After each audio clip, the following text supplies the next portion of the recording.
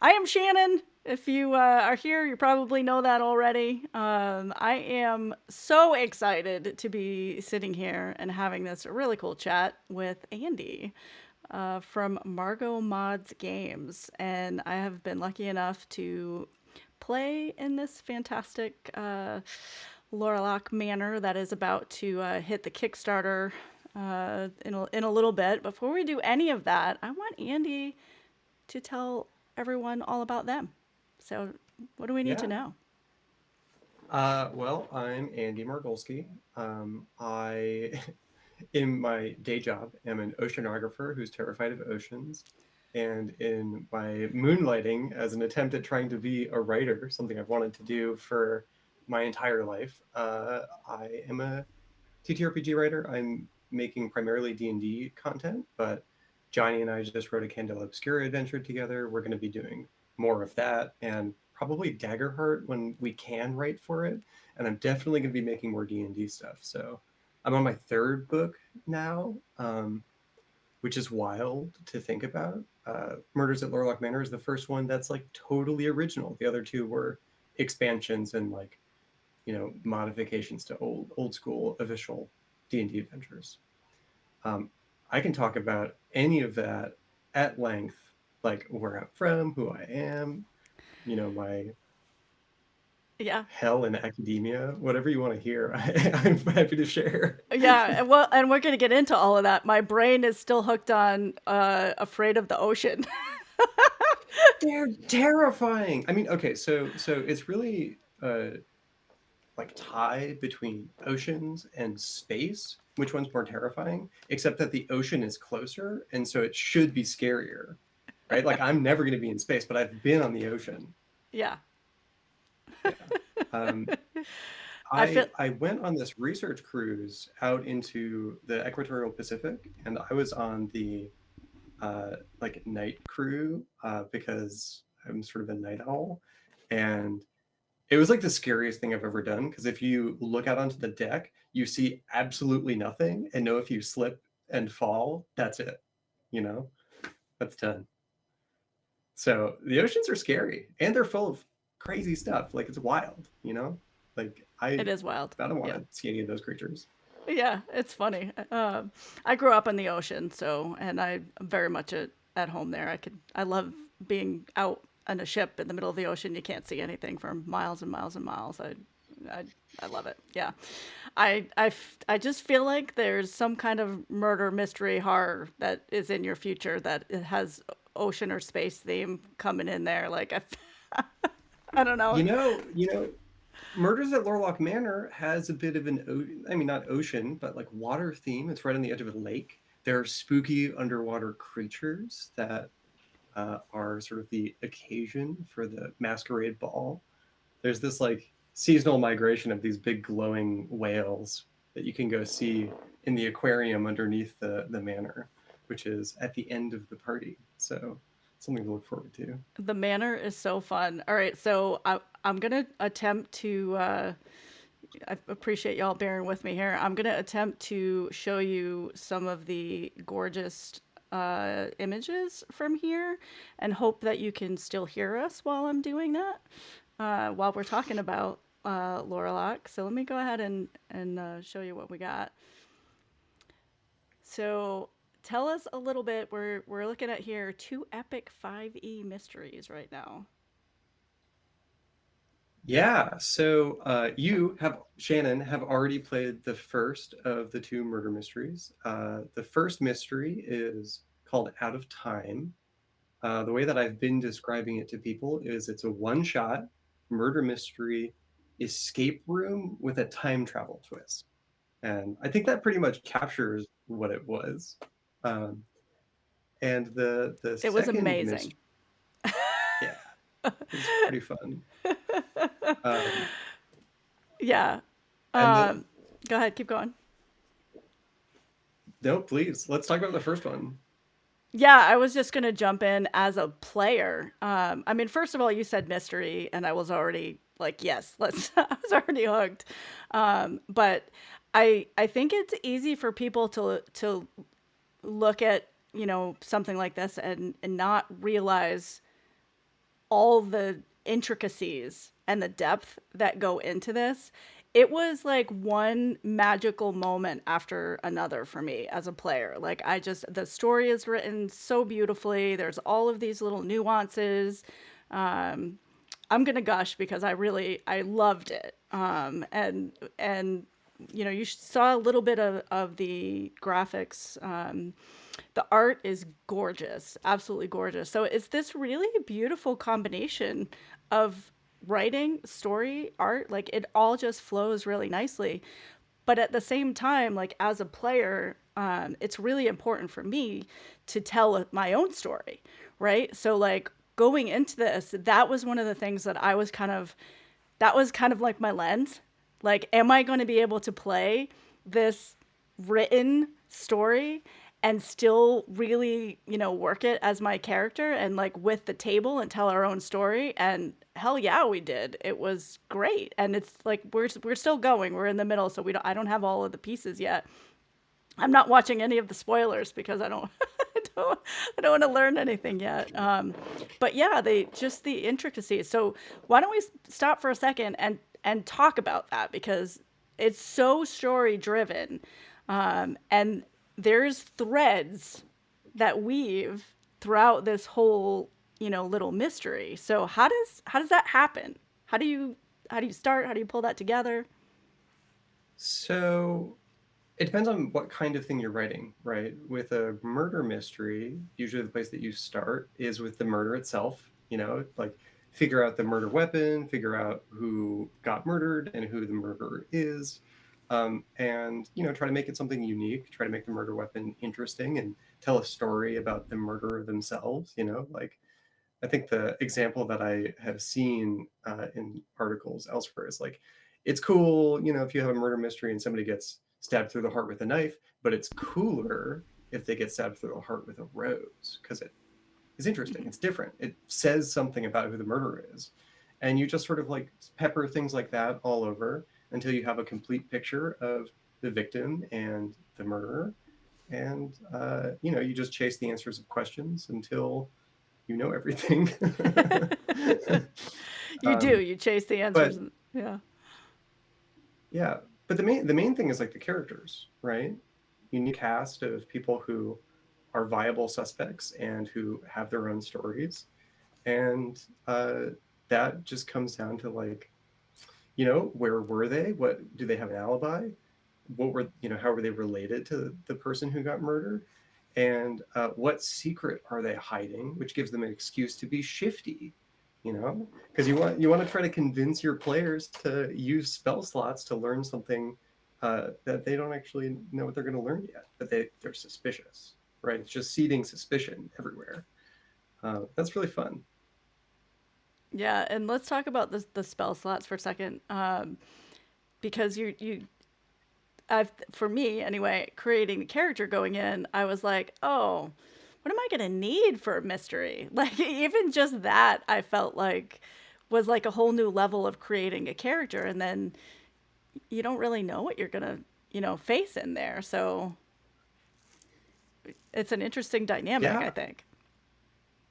and the other thing too is like, you want to try to, or I wanted to try to design an adventure that you could just drop into anybody's game. So there are people who are going to sort of min max for solving a mystery. And then there are people who are like, I'm a big dumb barbarian who, multi-classed into rogue and fighter or whatever and have no social skills. Right. And you want it to be solvable and fun for them. Right. Or even if they don't Yep. solve it, have things still happen and make it be interesting and like keep things moving so you don't get stuck, right? And so character choices super matter for how the experience goes, but it doesn't matter for whether or not you succeed, which I think is really important um, for something like this, because I have been in like escape rooms or other mystery scenarios where you lose the thread, right? Yeah. You can suddenly realize like, oh, I actually don't have enough information to even know what to do next, and that's not fun, right? Right. So keeping the ball moving and making sure that there's stuff happening, even if you have the full eagle eye view or are totally clueless, which I sometimes am when I'm a player. So talk about that from the GM standpoint. So if you're, somebody's running this game, I felt like, and I don't know, maybe it's because I'm spoiled because you were the one running the game. So that was kind of really cool for me. But so as a GM coming into this, it seemed like the characters were created and written in such a way with their stories that it was very easy to have them actually help move the story along when there was a need for it. Yeah, for sure. Absolutely. I mean, that was definitely my plan, and I think that's what happened. Um, from the GM side of things, they get a little sort of cheat sheet of, what the alibi was, what their testimony is, who they're suspicious of, and why. Like, oh, that person was here early, and I don't actually know them, so what were they up to? Like just planting little seeds like that. Yeah. Um, and what secret are they hiding? And frankly, that's most of what you need. Um, and there's enough room for the GMs to imprint whatever kind of character, voice, or personality or whatever onto that individual. Um, some of them are sort of tropes, right? Like there's the potential scorned lover. There's the person who's here even though he hates the victim. There are all those Yeah. like classic Like the murder clue mystery people. characters. Yeah. Yeah, exactly. They're the Clue people. It's Yeah. Clue, Knives Out. Like Yeah, I exactly. wear my influences on my sleeve. Agatha Christie for sure. Yeah. Yeah. Talk about the design of the space because even that is really deep and interesting in terms of where you are, like in the world where you are, but also the place it takes, where it takes place in that world. Talk about, that kind of what went into that process for you and tell us a little bit about it.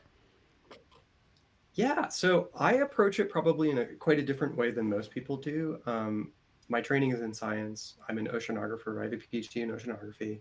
I think about Earth systems a lot and how different things are connected. So I tend to start sort of big picture, thinking about like what is the location in the world? What's something that's interesting? I like underground settings. Cool, we'll make it underground. I like water settings. We'll make it next to a lake. And then you just start asking questions like, if they're underground and people can't find them very easily, what does that mean about like their resources and the things that they need? If they're totally isolated and they don't have many trade routes, um, they need some other way to bring in money, which is why this family is so famous for blackmailing people, which is something that will be coming up very shortly Which is fun in in and of the itself. campaign. Yeah, yeah. If you can't make money with your natural resources right there, you get money to people to bring in money to you. Um, yeah. So I sort of start there, and then almost independently, I think about like what are mystery tropes that I like. I like time travel. I like sort of timey-wimey bullshit. I love Doctor Who. Um, so I think about it that way, and you just throw a bunch of ideas at the wall and see what sticks, and chase those threads. Um, Yeah. The I don't want to give too much away, so I'm like obviously I have an insight, so I'm trying to ask these questions too without really giving anything away. The manor. I mean, it's in Lorelahc Manor. So yeah. give us a little bit of a peek without giving too much of it away in terms of what can we expect in there? What's the style? What's the vibe? So Lorelahc Manor is, uh, if you've seen Clue, it's basically the Clue house, but in fantasy world, underground, next to a big lake full of spooky aquatic creatures.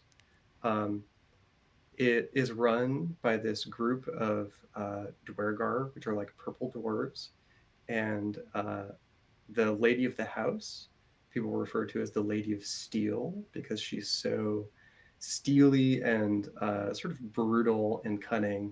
And we already sort of hinted at the blackmail, but she invites people for this annual gala, which is beautiful. People come like wreathed in like enchantment magic, ready to dance the night away, uh, hoping that it's not their turn to pay, hundreds of gold pieces worth of diamonds.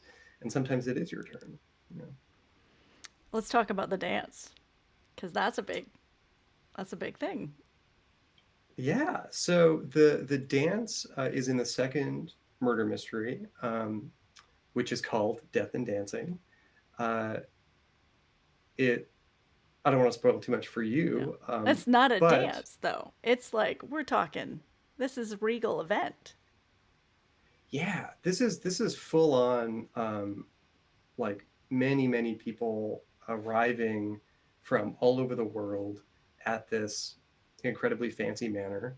And there's one of the sort of central events is this dance competition where the winner of the competition gets something called a potion of life, which extends your natural lifespan and cures you of any illnesses that you might have. And they do this every year, and the Duke, the husband of the Lady of Steel, he always wins. So it's a little bit of a Suspicious. like, yeah, it's rude. I think you throw a dance party, and you're like, if you can beat me, you get this potion. Bah, you never do. Yeah. Um, It goes right along with that whole blackmail theme. yeah, yeah. The Duke sort of simultaneously is this like really charming, likable guy, and also clearly has a blind spot for how frustrating it would be to like dangle this potential potion of life over people Yeah. and never let them have it. Yeah. Yeah. It's not like, you get a lifetime supply of carrots, it's a big deal. The trick though is they do have a lifetime supply of this stuff because it grows on a tree in the manor. Interesting. Oh, that's a little Yeah, lore for you yeah. right there. Yeah, I'll leave that for you to wonder about Yeah. Yeah. before we get there So much in your mystery. campaign. Death, drama, and dancing, right? That's what Yeah. you've got on your, yeah. And it's we're, like I said, we're going into the second round in here, so we haven't hit the dancing part yet. But the death and drama, I felt like was like, right as soon as you walked in the door, almost you were feeling the effects. Let's switch gears for a little bit because you've got this Kickstarter coming out, but you just released completely different, but also a little dark, right? Because that's And a kind of little the and a little mystery. Yeah. mystery, yeah. So let's talk about your venture into Candela. Yeah. So Candela Obscura is this really fun system that's very opinionated about the world in a way that D&D isn't. So it's fun to sort of step into this space where, it's like, okay, electricity and like this sort of like Tesla inspired world of like Victorian Cthulhu horror stuff. It's just a very different vibe than like D&D, where it's typically classic fantasy and the characters are generally pretty flat, and you can sort of imprint whatever you want onto it. And so it was just really fun to step into somewhere that does really have opinions about like this is the vibe, essentially. And writing for Candela Obscura is also really different because most of it is thinking about just narrative structure. Um, we wrote a mystery, and Johnny and I are both obsessed with making sure that people have options, and that we can sort of dangle an interesting mystery in front of their noses. And so we came together to write a one shot, which we did, and it, as everything that I touch, became much more complicated than what we thought it was going to be at the beginning. So we have this sort of like branching adventure path, where you sort of choose who you want to talk to, where you want to go, and do all that. And you end up with different clues and can enter sort of the like big, almost dungeon kind of thing, full of spooky bleed creatures, from a bunch of different angles. Because that was one of the things that I really loved about one of the modules that I expanded, which was Forge of Fury, an official D&D module. Yeah, And the thing that's fun about that is the way that you enter a space automatically changes the order of operations. Like you see different people first, you see different monsters first, you see, those guards facing the other door, like it yeah, just changes everything. It's in the a way whole that's really Baldur's fun and Gate makes sure. where you're, yeah, Yeah, how many times, exactly. yeah, how many times you're Yeah. gonna play this playthrough, and what do you mean you saw? I just talked to my daughter about that the other day. She's like, "What do you mean you saw a dragon?" And I was like, "You didn't see a dragon? Yeah. Like there was a dragon." What do you mean? What do you mean there's a magic door in the back that you Yeah, can unlock with knock? What? exactly. Yeah, for Yeah. sure. Yeah, and just to give people a little bit of a background in case you are not familiar at all. So, Johnny is talking XP out there in the world, so you can check out his YouTube and all that kind of stuff. And Joe, if you're still in here, if you want to drop Johnny's link in there, I'm not sure if you've got it, but that would if not, I'll drop it in a bit. But uh, Johnny also is on Twitch, so you can follow him on there. And Candela, in terms of the type of, are you dropping that in? Rockstar. Um, uh, rock. Yes, thank you. It's been past your 10 minutes reprieve. So yeah, so Candela is more of a there's no outward magic. It's a hidden element in there, and it's very steampunk-ish vibe that you get as well. So you are walking into it with this is the mold, this is the universe, that you're stepping into, which I think actually is incredible for the whole mystery, you know, spin on it all. Um, Thanks, Joe. Appreciate it. So yeah, so Candela, it's your first one writing it, but Johnny's also done a stream on it. He's all Yeah. Yeah, Johnny ran it on stream, sort of as a playtest for the adventure that we wrote. Um, Johnny is, knee deep in Candela Obscura at all yeah, times. Uh, and he brought me on to help him make it into like a publishable unit, because I had at that point written 2 books for D&D. And yeah, I was like, why not? This will be easy. We'll do something small. Um, and then, yeah. And then got the life word. happened, and you were like, dive Yeah. in, yeah, yeah. And I love Yeah. how like unassuming you are, like yeah, because I've already written 2 books for that, and you're because and it's beautiful because like I just adore you. You're such a genuine person. But we have to talk about this. Like you have modules for 5e that existed before all of this other stuff. So Yeah, let's but walk this down that so this road. is where my imposter syndrome hits me right in the face, right? Where Yeah. like yeah, I wrote 2 books, but they don't feel like real books because they were expansions of existing content. So I was, leaning pretty heavily on this existing material. And so it didn't feel as big a deal to me as writing the full like Murders at Lorelahc Manor. Like that is fully me. It's my first like totally original creation. But the other stuff is like pretty substantial, and I Yeah. constantly do myself a major disservice by Yeah. calling it, oh, they're just expansions. But I think they're really cool actually, and they like radically change the experience of playing through those adventures. Of course. Because I'll talk a little bit about um, why I wanted to do that, I guess, because early on when I first started playing D&D, I already knew that I wanted to run games because I don't know, something about it, something about world building is just really appealing. And I was like, okay, I'm gonna check out some famous old modules and just start trying to run stuff. And I cracked open these books, and they were full of characters that had nothing going on for them.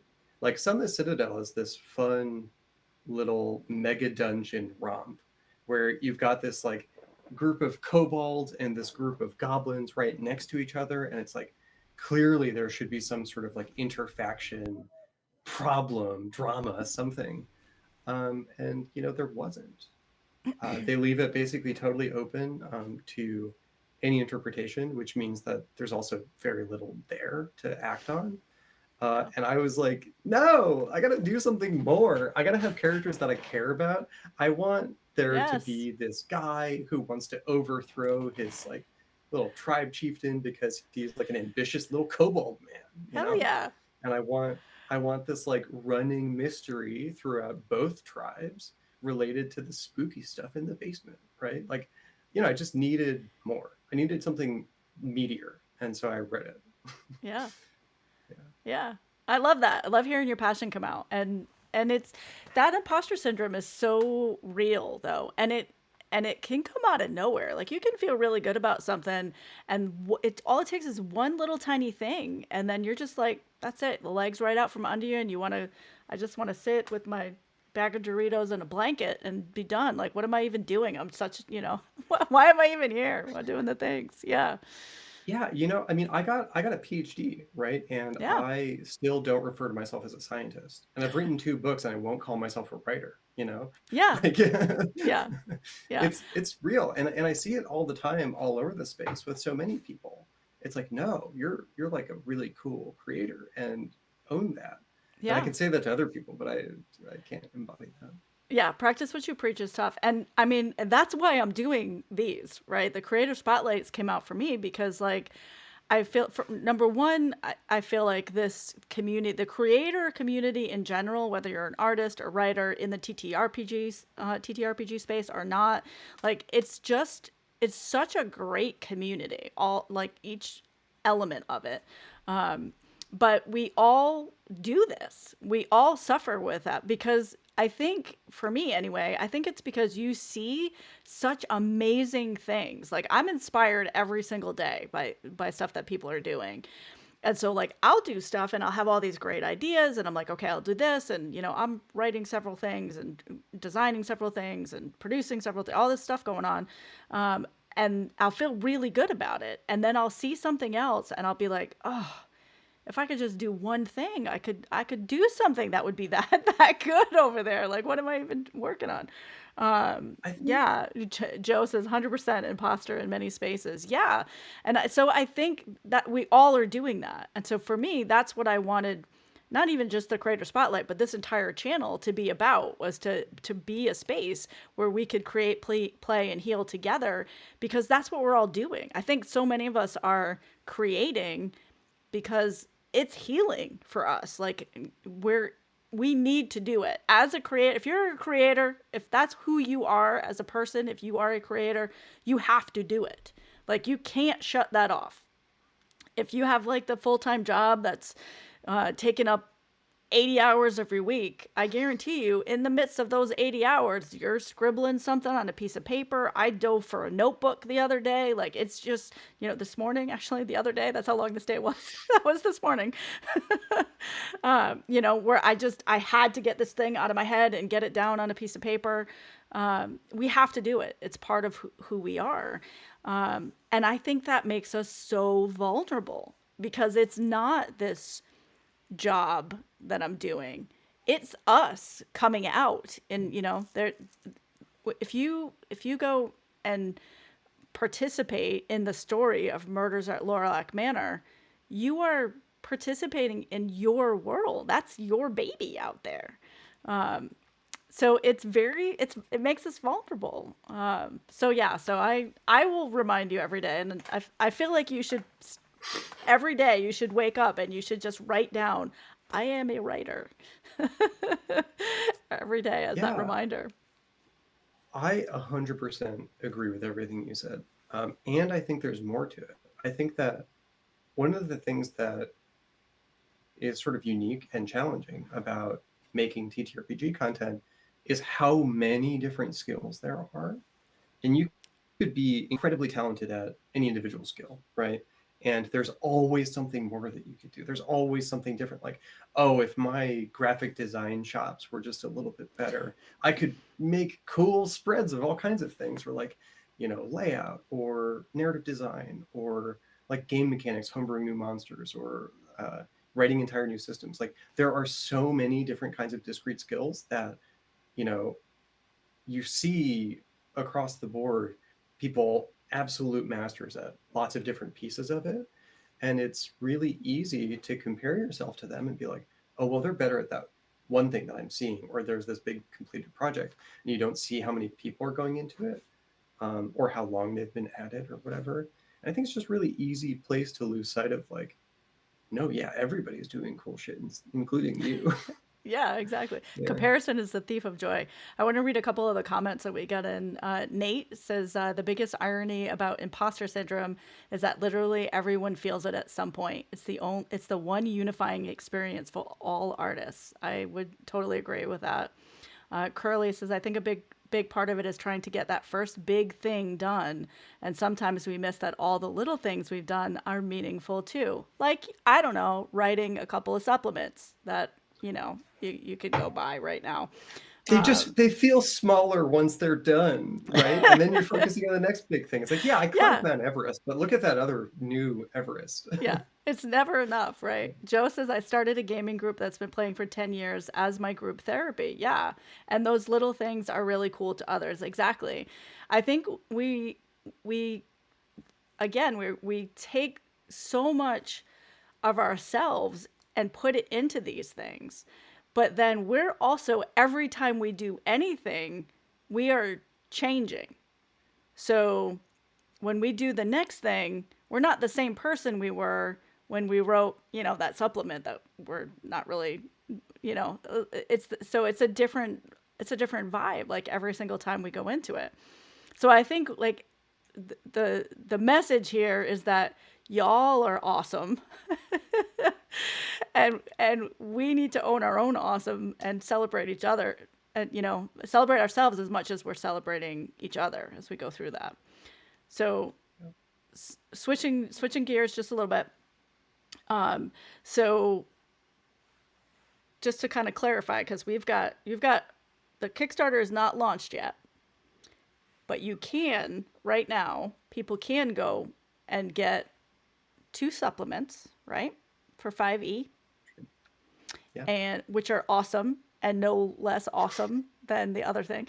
And then, and one of them is Sunless Citadel, right? Companion to Sunless Citadel. So Sunless Citadel is this official Wizards of the Coast module, Yeah, no big and deal. I wrote the Sunless Citadel Companion, um, that is an expansion to that official module that somebody else wrote. Um, and I did the same thing for Forge of Fury, where I wrote this expansion to a module that somebody else wrote, which is why I didn't feel like they were fully original, fully my baby. Yeah, Um, yeah, but they're cool. I put a yeah. lot of work into those expansions, and they're available on the DM's Guild. Um, yeah, and even Murders at Lorelahc Manor, the Kickstarter hasn't launched yet. But what's really important, especially for any Kickstarter, but especially for small indie creators, is getting followers on the campaign. A big metric for seeing how well a campaign is going to do is how many pre-launch followers they have. And I delayed the launch recently because I need more followers to hit my goal. Um, So and what is your so, goal? What's your number? well, so it depends on how ambitious I'm feeling. Go for Um, the moon. if we raise $2,000, I'd be like, okay, that's a big loss for how much money I put into making sure that the artist that I'm working with, Chelsea Crane, had like a living wage. I basically asked her like, how much money would you need in order to quit your part-time job and do art? Because you're phenomenal at it, and you Yeah. should be able to support yourself with art. On that And I'll note, try to I'm gonna keep up. show people some art while you're talking about it. Go ahead. Yeah, Chelsea's incredible. She's Silver Steampunk on like Instagram, Tumblr, um, probably other places. Uh, yeah, she's an incredibly talented artist, and I, from the outset, decided I'm going to make sure that she gets what she needs, because I have a day job that can support both of us for now, and I'm going to try to do as much as I can to keep up. And so, if we were to raise $10,000, which I don't think we will, I would I'm break even sorry. on this project. When we are to raise $10,000. Okay, keep going. No, if No. if we were to do that, if we were to do that, then I would break even, and I would be incredibly proud of that. If we raised $5,000, I would consider that a success. Like, even if we raise $0 and, I got this book out into the world, I supported Chelsea and we made really cool stuff. And Yeah. I'm proud of that too. So, you know, could put whatever number we want on it. $10,000 to break even, but that seems pie But in the that's hard sky. to It's not gonna do. happen. For Yeah. artists, especially, it is really difficult because that's a whole different part of our brain. So, and we're using our heart to create this, and then we have to monetize it at some point if we're going to do it for a living. So it's this weird relationship that that we have, I think, with money. um, Chelsea's art is gorgeous, for She's sure. phenomenal. And I don't want to run past what you just said. So with everything that's going on in the world with AI, and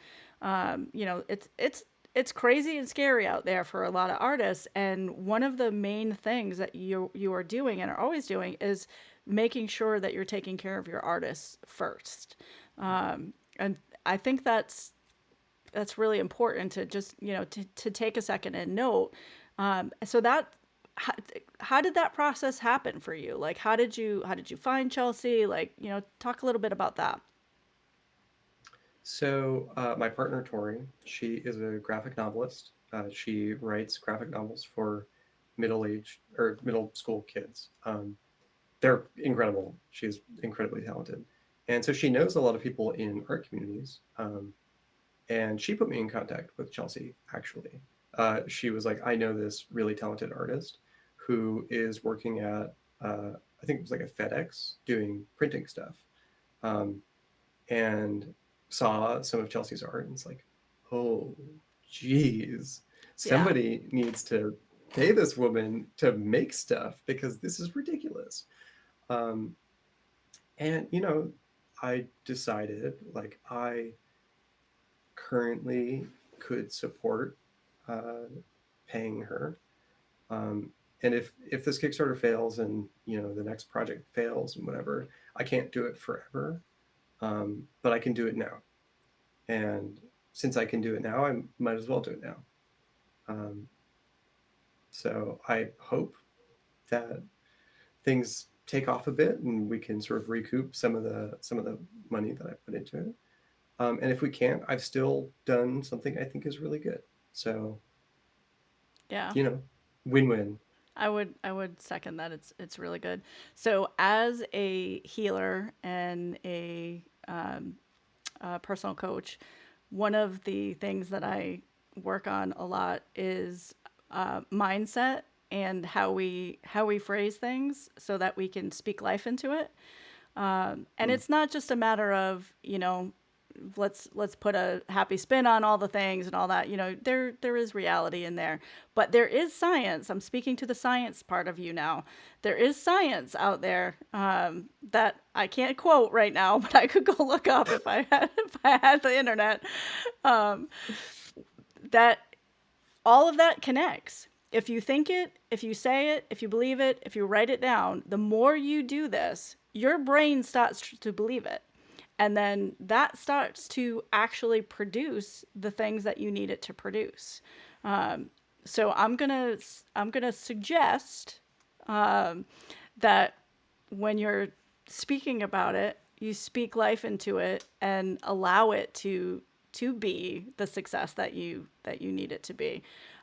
It's amazing. It needs to absolutely succeed and get that $10,000 so that you can be doing more of this because selfishly I want more of these. So if you're watching this right now and you're not already following the Kickstarter, how do they do that? How do they get those numbers up for you? Yeah. So if they go to the Kickstarter page for Murs at Lorelahc Manor, which I can put in the chat right now, every follower helps. Um, I put Yeah. the link in the chat. You just click the button, notify me on launch, and if you don't have a Kickstarter account, you make one, You make and one, then yes. that little Before number you goes jump up. on, yeah, let you make one. It takes 2 seconds, and it uses an email. And if you don't have an email you want to use, make an email just for these. Yeah, and all that will happen is you'll get a notification when the campaign launches, Yep. and then you decide that you want to support a really cool project. Yeah. Please and thank you. Yeah. And probably most of you know what Kickstarter is, but for anybody who doesn't know what Kickstarter is, it's crowdsourced. So what that means is someone, a creator, will put a product, project, whatever, on Kickstarter with all of the information of what you may or may not get when this Kickstarter is successful. And it helps defer the costs. So, in other words, Andie can't go out tomorrow and produce all of this content because that requires a whole bunch of money upfront. Whereas if you have all of the people say, yes, I would like to participate in this and buy it, Andie now has all this money to go out and actually produce this product. And what is interesting to me, thanks, Joe. What's interesting to me is that I've been supporting Kickstarters for a long time, and when they first came out, a Kickstarter would be almost nothing but an idea. Like it wasn't finished products. It was like I would like to produce this murder mystery, and then people would support that. Whereas now it's almost a finished product at the time of publication. There's little add-ons and little things here and there, but for the most part, it's a working it's a working thing. So yeah, so it's just a little Kickstarter background in case anybody's like, what are we talking about? It's meant to be supported by the community essentially. Um, yeah, so let's switch gears a little bit and jump to the actual creation process. So murder mysteries and mysteries in general are specifically something that you really gravitate towards. Where else does that come up in regular life, and how does that bleed into what you do as a writer? So that's interesting. I mean, a lot of doing science is solving mysteries, right? It's collecting all the pieces that you need to determine whether or not you really understand something. Um, and for a long time, that was pretty motivating to me to, stick with science and stay in it. Um, but I think for me, the thing that mysteries evoke in people watching them is the thing that I'm addicted to. Like, I'll watch a murder mystery like Knives Out or Clue or anything, right? Any of these mysteries, and there's just like this hunger for an answer that you get satisfied by the end of it, and there's something that's so cathartic about, like, you get the answer when you're done, and it's going to be cool, and you're going to be both surprised and feel like it was inevitable, and there's just something sort of magical about that. I guess I just like understanding things, that box for me. Yeah. And I love writing mysteries for people to solve.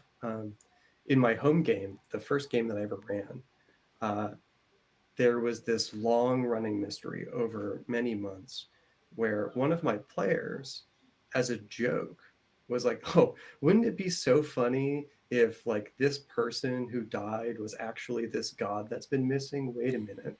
Oh, that answers everything. Hold on, is that right? And it was like this magical moment where that was literally the session where it was about to get revealed. And she figured out the whole thing in a joke. And it Oh, was like, you yeah. don't, it doesn't get better than that. Yeah. Yeah. That's beautiful. Yeah. I like the I also love mysteries, and so the science thing, I hadn't thought about it from that perspective. But yeah, and I think it's the collective, when my kids were growing up, we played Clue, like that was the game that we played all the time. And when you think about it, Clue is pretty basic for a game, right?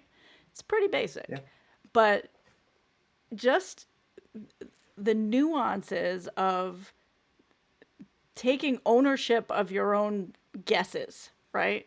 And trying to get there. It's that, that competitive edge comes in too, right? Because you're trying to get this before the next thing. And um, I think it even snuck in a little bit to me when we were talking a little bit before the session about, I mentioned that I didn't watch the live session that was done because I didn't want any spoilers. And, there was a little bit of competitive edge about like, are they going to figure stuff out before me? Or, I didn't want to learn that. But I think that's that collaborative feel to it. You're working by yourself, but you're also working with others. And then at the end of it all, like you said, it's wrapped up. You get the answer, but you're also a part of that answer. Even if you didn't figure it out. And I'll go back to what you said at the beginning about the barbarian coming in and taking part of that. Like you're all part of the story. You're all playing that part, which is what happens in an escape room. And I've done a crap ton of escape rooms. I will do them all day long if you let me. Um, and I've done them with people who, I'm glad I don't do them with them all the time. And I've done them with people where like we don't even have to talk. Like it's just a language that we got going on like while we're Yeah. going through it. And I think like when you get that synergy, and that's what's so great around a table. When you get that synergy where you're just playing off each other and using each other's strengths, like I feel like that's where the magic comes in. Like you've got a wizard doing this and the barbarian doing that, and I don't know. That's just an interesting. I hadn't thought about the science aspect of it though. So I, I mean, there's more to it too. Thinking about it from the perspective of like understanding the world. So I was a high mm, school teacher for 3 years. That was another different life that I another had. life. Yeah, I've also had Um, several lives. It's funny. yeah, yeah, and I went into climate science, and so I think a lot about like how people take in information and understand the world. Yeah. And I spent a lot of time thinking about confirmation bias and Mm, how it's really easy for people to collect information that confirms their beliefs. And you can collect all of that information and become more and more sure that you know what reality is. But the way that you actually understand the world is by having a hypothesis and then seeing if you can disprove it, yep. right? And as you disprove things and process of elimination, you start really understanding what the world is and what it isn't. And you have to do the same thing the most like expedient way through a murder mystery is the same kind of thing, right? You have a suspect and then you ask, were they accounted for at the time of the murder? Do they have a motive? And you just start sort of knocking things off the list until you're like, it has to be this person or this person. How can we determine between the two? And sometimes Yeah. it's, in D&D, I'll punch this person in the face and see what happens. Yeah. Right. Um, it's like, oh, they were a monster the whole time. I guess that's the solution, It's not a whatever it is. mimic. Yeah, right, right. Yeah. If I just put my hand in here. Yeah. Is this really a doorknob? Yeah. I'll Mhm, just I'll just turn it. Yeah. And yeah, the aspect of when you were just talking, that I was thinking about the checklist, right? But then there's this aspect of storytelling where it, especially I felt like because the world is so rich, you want to bring characters to it that are equally, expansive, I guess, right? You want to have this cool backstory and just way, that your character interacts. Like you don't want to bring a flat character into this world because it's too interesting, to do that. So then you find yourself, well, I do this anyway, I think, but you just find yourself role playing more and playing more. Um, and I felt like, we probably in this test group that I'm in, we're a bunch of we like to role play in this group. So I feel like we didn't necessarily check the boxes as we were going, but we were checking the boxes. Like we were yeah, finding the things and doing the things. So it didn't, and I guess I'm saying all this to say that like it didn't detract from the role play at all. Like if you are looking for a fluid, you know, experience, you can get that and still have the brain worrying, about what it is that you're finding along the way. But I'm curious what your perspective was of how that went down because you know the answers and you're watching that unfold. Well, so a lot of that comes down to like encounter and scenario design. Like I built the mystery so that even if you have no clue what's happening, if you go around and you just engage with the world, you will solve it in one way or another. Um, and you don't have to like galaxy brain the whole thing and still have like you'll still have a good time. And you'll get the answer. And maybe you'll be more surprised because you didn't realize what all the clues were at the time. But that's one of the things that's so satisfying, right? It's like, oh, I didn't know that meant this other thing. Um, like you guys all knew, okay, there's this sort of time travel twist because this guy's trying to crack the secret to time travel, and it's like set up pretty big in the one shot. Like, Yeah. yeah, time travel is part of this, and there is a mystery about that, and it's of course going to be a part of the solution. But Right. that's like a really big, like it could be almost anything. And so Yeah. you guys had wild theories, and I was like, I never would have thought of that, and I love it.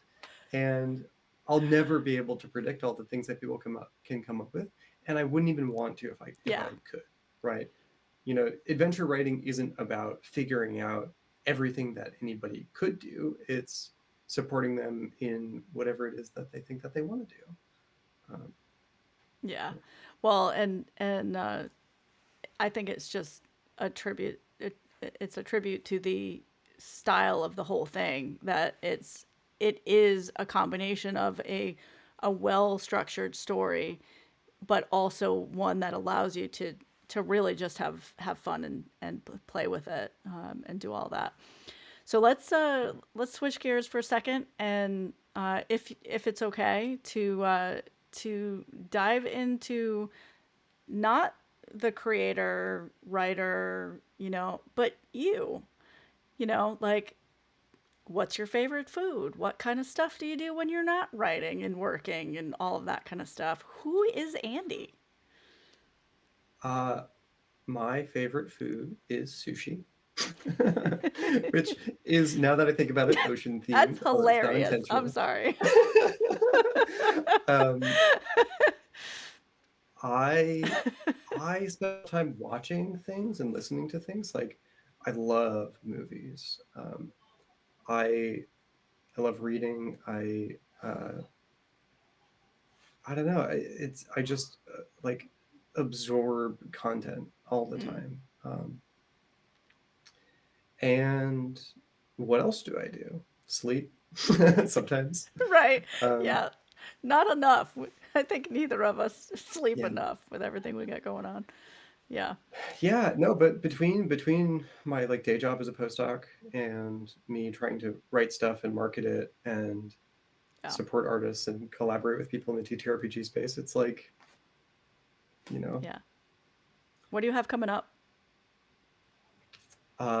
well, I have to try to find podcasts and things to run the one shot and try to get it in front of more people. Um, oh, I see Joe. Joe's got a question. Of the three pillars of play, what do I like to prioritize? So, Ooh. the three pillars of play, for anybody who doesn't know, are combat, exploration, and I believe the last one is just social. Um, Yeah. what do I like to prioritize? Great question, That's Joe. a really interesting question because so much of my writing is obsessing over how do I support all three? um, and I think that the one that I have to remind myself to make sure that I do is the exploration, Wow. I would which have is got that wrong on the quiz. and that's why it's so well supported in this adventure because it's not my natural instinct, Hmm. but it's something I know is important, and so I dedicate a lot of time to making sure that each one is there. Yeah. Um, one of the things that happened early on when I started making stuff was I would fixate so hard on like, how do I make a cool combat encounter? How do I make a big boss fight? How do I make interesting mechanics for monsters? And I was so narrowly focused on that. I think some of that is from like my video game life, Yeah. and just thinking about what makes fun encounter design. Uh, and then I realized actually TTRPGs are a great place to lean into the social part more, and I got Yeah. super heavy into that. And now with writing murder mysteries, it's like, oh, all you have to do is make sure that the clues that you have are scattered throughout an interesting location, and now you have a reason to explore, right? Yeah. Um, yeah, You had to put a yeah, science mission really behind the exploration. You had yeah. to like I mean, categorize it and sort it. yeah, I find mysteries very motivating, personally, but also, uh, the easiest way to get people to explore a place is give them a reason to hate somebody and figure out how to topple them, right? Or just to understand a situation more, right? And that's really fun. And so you just make sure that wherever people go, they'll find something cool. And more recent video games have gotten better and better at that, Yeah. like Tears of the Kingdom or Elden Ring. They do a really good job of signposting things off in the distance where you can see, oh, really far away, here's this really tall tower. And right over here, there's this mountain that's got this thing on top. And right in front of me, there's a cool looking tree, right? And so you already have three goals just by seeing those things, Yep. and they raise questions like, I don't know what's there, but I want to go check it out. And the key as a designer is to make sure that when people go there, it's not just a tree, right? Yep. Maybe it's got something buried underneath it. Or, maybe the tower is actually moving the whole time and it's got little legs. And why is that? Right? Like, you May- just make mhm. something interesting to discover, and then you sort of tie everything together and make people realize actually there's something even bigger happening behind the scenes that answers all the questions that you had the whole time that you didn't know you had. We're all on a That's my turtle. goal the whole time. We are all on a turtle for sure, 100%. Yeah. What do you prefer more if I was to give you an hour to create something fun, little mystery. I give you an hour, or I give you a whole year and you have to be super nuanced with the whole thing. You mean between the three pillars of play or what? No, just in general. Like you have to come up with kind of just a quick little, not all the intricate So pieces, but like quick little, 1 hour mystery thing, or you're really diving into it. You're spending a whole year on it. I've got two ideas that come to mind because I was thinking about them recently. Hmm. Uh, One of them is something I've been wanting to write for a while, which is called The Twice Dead Duke, uh, where it's a murder mystery, Of course. but at the funeral of this Duke, people arrive, the will is read, and right after the will is read, the Duke pops out of his coffin and says something like "That's the wrong will," and then he drops dead, right? Like something like that, where he was dead, comes alive, and then dies again, and so Yeah. he's the twice dead Duke. Um, like I think that's a really fun situation for a murder mystery. Yeah. There's more that I would need to do with it, to make it like connected to characters and have like an interesting cast of people around him, and why was he Why was he dead, and dead? Yeah. who did that, and was that of his own design? Like was he eating some food that made him feign death or something? Was he hiding from people? Like was this all a test for people who collected at this funeral because he wanted to see how they would act while he was dead? Right. Like you just answer all of those questions and then you have a book, you know. Yeah. So that's the creative, the brainstorming. I love that Yeah, aspect of it. The yeah, 101 possibilities and the nuances of it. And obviously collaboration is something you enjoy too because you've begun doing that as well. yeah. Is there any particular part of that that you really enjoy, like where something shines more because you have that element versus doing it totally on your own? I think that one of the things that I am good at is really drilling into an idea and like making it happen and figuring it out. And one of the things that Johnny over at Talking XP is very good at is having ideas. So I really like our partnership because he just comes up with a whole bunch of stuff, and it makes it easy to pick and choose. Like, oh, these are all good ideas, but this one is excellent. Let's do that. That was a good Johnny, So we're by going the to make way. a bunch of what was that? That was a good Johnny that you Oh, did there momentarily. Yeah. yeah. Um, yeah. So I think that with him, we're going to do a couple of things. We're going to write a bunch of Candela Obscura assignments, which he'll also run on stream. Uh, and I think the first thing that we're going to do is we're going to take the core rulebook, we're going to Which flip to the is back. gorgeous. Yeah, I love this book. It's so cool. I do. Did you And get they have just the like, fancy one with the gold? Because I did. oh no, I didn't. I got the basic one. I was I extra. I made a mistake. But like they have like these cool spooky monsters, right? And so what we were gonna do is go through and make like a one shot for each of the different monsters that they have. Um, and alongside each one shot, we'll design new roles for people to play. Like most recently, we were talking about making a telepath because like there's the medium and Ooh, there's the occult, yeah. but there's no like Charles Xavier, Jean Yeah. Grey esque like you know you know, Mm-hmm. um, and it's so fun in the context of Candela Obscura because that power is going to come with costs, right? Oh, yeah. So the idea that we had and that we might run with is um, anytime that a telepath opens themselves up to experiencing other people's thoughts, they can't control how many people they're exposed to.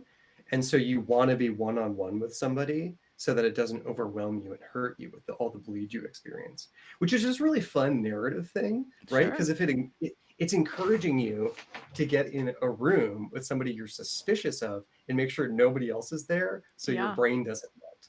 And like that's just a spooky, fun, like risk reward situation that Yep. makes really interesting narrative moments, which is what I care about.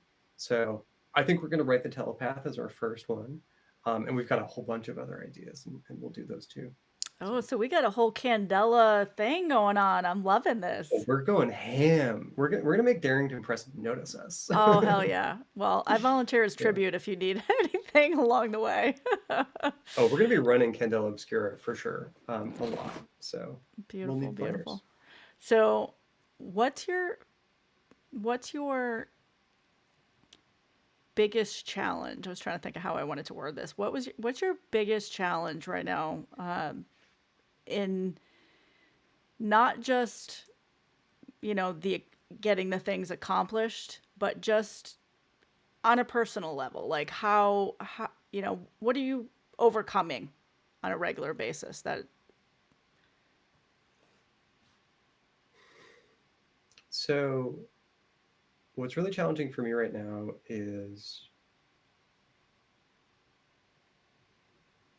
I feel this obligation to make sure that I pour everything of myself into getting this project, Murders at Lorelahc Manor, in front of as many people as possible. And I'm not like an advertising marketing person, and so I feel the like chasm between what I know and what I'm capable of, and all the skills that I have, and what I know I could be doing. And that's hard constantly. There's always more I could be doing. And I've got 3 months or so to try to get the one shot in people's hands and send it to reviewers and contact people in the press and all this stuff. And it's overwhelming. It's totally overwhelming. It's not something I've ever yeah. done before. With everything else I've ever done, there are really discrete milestones. It's, you know, in my PhD, you write a paper and then you get your master's, and then you write two more papers and then you get a PhD and you're done. Um, and here it's like this nebulous, I know I need to do advertising. I know I need to get it in front of people. But when are you done? Right? Is it just by happenstance because the project is now over? I guess so. But that means that there's always more to pour myself into. And it's hard, it's exhausting. And every time that somebody offers uh, anything in the way of like, oh, I'll help make a promo figure for you, or like, oh, I'll have you on my show, like what you're doing right now. Yeah. You know, it like makes me like tear up, like, oh, thank you. That imposter You syndrome, know? sits in again. Yeah, yeah. Yeah. And it, that struggle, like, it makes me tear up because there's so much talent, not just with you, but with so many who are in this exact same situation, right? Where you create this thing that you know could be very successful. But that gap is huge from this is what it looks like to hey, because the world is so noisy, right? Like, and social media is craziness, and you never know who's going to see it. You post something and it's hard. Um, and yeah, we try to do the little things along the way, but it's tiring, it's exhausting, to do the things. I This stuff that we're doing right here, I could do this all day long because I love this. This is the people part, this is really beautiful, but all of the stuff that goes into it is it's exhausting. Like, I mean, I when there's people in the room, I'm just like, I'm so grateful that everybody's in this room right now, and the people that came and stopped and left, and you know what I mean, like that. It's the same thing. I'm just like, thank you for taking time, because it's such a huge thing. What can we do to help? What can we do if I give you like a okay, um, what's the top three things right now that would really be able to lift you up so that you can do the things that you really excel at? I What would think they? I think just like talk about the adventure, like share it with people, tell Yeah. people like, I know this creator who's doing this cool stuff, and you know they would be so happy to know that you checked it out, or that anybody else checked it out, and that it's got a lot going on. um, I think yeah, just like talking to people about it is great, and anybody who's bought any of the adventures that I've written, like rate and review. It's a lot more likely that people will continue supporting creators when like they get good reviews and people see people talking about it. And yeah, and then just tell me that you had a good time. Yeah. Like reach out and be like, hey, this thing, I bought it a while ago and we actually got a chance to play it. Every now and then I get a message on Instagram for the two like Sunless Citadel and Forge of Fury companion modules, the expansions that I wrote, and people will be like, "Yeah, this changed the adventure, and it was amazing, and thank you for writing it," and that makes my day. Um, Yeah. so, and No, do that's that for awesome. all of the small creators. Yes. Everybody can use that, and it's free, right? Like, hey, this thing you made is cool. It's free. You can do that, Yeah. and people really appreciate it. It's a big deal. Yeah. Absolutely. Where can they rate and review? So I have two books on DM's Guild. Those are the two 5e expansions for Sunless Citadel and Forge of Fury. The Forge of Fury companion is one sale off of a silver medal. Oh, heck Um, yeah.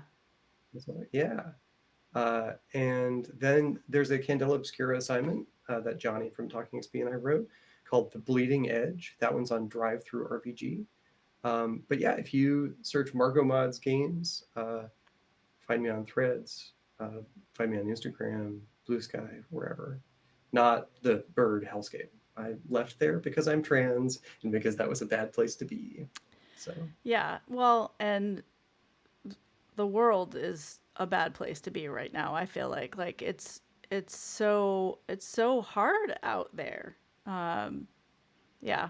What can people do to help with that? You know, what can someone who is already a supporter, right? What else can we do? I think that, you know, the best thing to do, which you already do, is, you know, just interact, talk, make welcoming spaces, safe Yeah. spaces for people. Um, Threads and the TTRPG community there is amazing. Yeah. Um, and I love all the people that I've met there, and it's been transformative. And I feel like we're making something really incredible, and just Yeah. keep investing in this space, as you are, as I'm going to keep doing, and Yeah. all of our friends are doing. Yeah, Right? it's Like, beautiful. I we're love it making so much. something awesome. Just keep doing it. Just You keep know, doing don't it. give up. Yeah. Just be louder. you know. That's hard for me. I don't I like being know. loud, but I can try. I know. I know. Well, and there's so much to be said too. And this is a whole different show, a whole different podcast, but I'm going to touch on a little bit. But like there's so much to be said about like it's if you're in that space, whatever marginalized, you know, community that you're in, like we're both in similar, you know, um, but it's almost like it's not our responsibility, right? But you also feel like, at least I do, like I want to be louder because, like, for myself, I appear as a straight white female to the world. So I consider myself to not have as many struggles as most, right? I'm not a straight white female, right? But being pansexual, most people don't see that. It's not something I go around talking about, right? But that's the whole argument, right? So it's like, Right. you know, Right. Be louder, Shannon. Be louder. be louder, right? I know, right? It's a whole thing. So it's like it's so interesting because like I've one of the things that I'm using this platform for is I have a whole series that I'm working on kind of in the background. I'm not sure when it's going to come out, but the joy journey is kind of like my MO in terms of like how I walk, because I walk through grief and I intentionally walk towards joy every day. And so to me, life is the joy journey. It's what are we doing to go and seek joy and do the things that bring us joy. But I am also, you know, very much the, you know, I'm the fighter. I'm going to go in the front. I'm going to stick up for the person who doesn't feel like they, you know, can or want to speak or whatever. I've always been that person. And so I've kind of gone back to, and I have a production background. That's what my degree is in. So I've kind of feel like I'm coming full circle again and utilizing this because what I want to do is I want to get real. I want to basically erase all of the bullshit and start having real conversations with people to affect real change because I feel like um, there's so much of that like fear of communication out there and like people are dying like this is a serious thing that are happening and so I've got two that are in the works. One is a BIPOC one where I'm taking ownership of the fact that I am a white female and I have done things unknowingly wrong for many years and I am actively making changes in that and taking ownership of that and it's not their job to educate me. It's my job to educate me. It's my job to, you know, to make those changes and to do those things. But I also need that community to help me make sure that I'm making the right changes. You know what I mean? So that's where the interesting dynamic comes in is that we need each other to get to a point where we are speaking the same language and can communicate effectively. And the other one is called Say Gay because I live in the state of Florida. And so, and that one is all basically just a, you know, an open constructive space where we're being ourselves and having conversations amongst ourselves in a way to effectively educate and also heal ourselves, and all of these are everything I do always comes back to that, like, healing, because that's kind of what we're all doing. But yeah, so I didn't mean to get on that tangent, but I also didn't want to not kind of address it, because I feel like that's a thing that we do too, right? Is we just kind of glaze and go through and do the stuff. So back to the original question, just to kind of sum it up, share all the stuff. Let Andie know that you love what they're making, and um, that you want more. Go out and support the Kickstarter. Tell all of your friends to go back it, and even before that point, like, it's not out there yet to support in terms of backing, but your support can come with a simple let me know, notify on launch. And that little act of notify on launch is huge. And most people don't, I didn't even realize the importance of that until recently. Um, but that very simple thing of just clicking notify on launch, even if you're not sure, right? Because that's sometimes people are like, I need to really see it. I need to know, or whatever. Notify on launch, and then you'll see all the things, and you'll find out, yeah, what all of that is about. Um, do you have anything that I haven't asked you that you really kind of want to get out into the world? I know I threw you a couple of them that you were like, when we started this whole thing, Andie was like, "So what are we doing?" I was like, "I don't know. Welcome to the madness. Come on." How am I supposed to know, Um, Yeah. no, I feel like you hit on pretty much all the things that I think are important. Yeah, no, I feel like we got it. Awesome. Um, but I do want to say thank you for having me here Of and course. chatting. This was really fun. Yeah. No, thank you for coming on, and you can come back anytime. We are also doing I'll plug this a little bit. So first off, if you want to be on the Creator Spotlight, in my link tree, there is a form that you can fill out in there to be on the show. We're also doing a new show coming out also on Tuesdays that we're going to do, Goose Poop's Creator Coop. And Goose Poop and I are going to be, his content is just so wholesome. I freaking love it.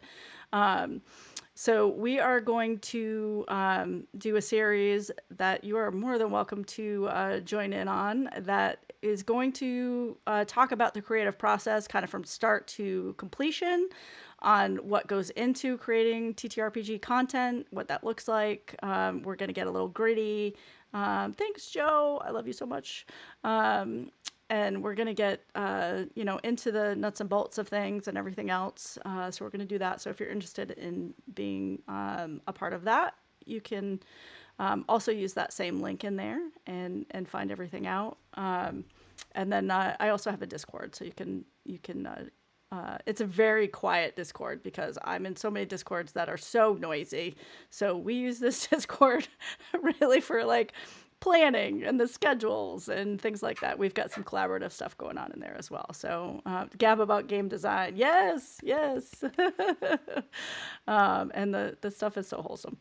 And yeah, so I appreciate everybody being here, but I especially appreciate you, Andie, for hopping in. I know that you have so much going on, and especially just changed the launch, and made some adjustments and everything. So um, I'm not posting food spam.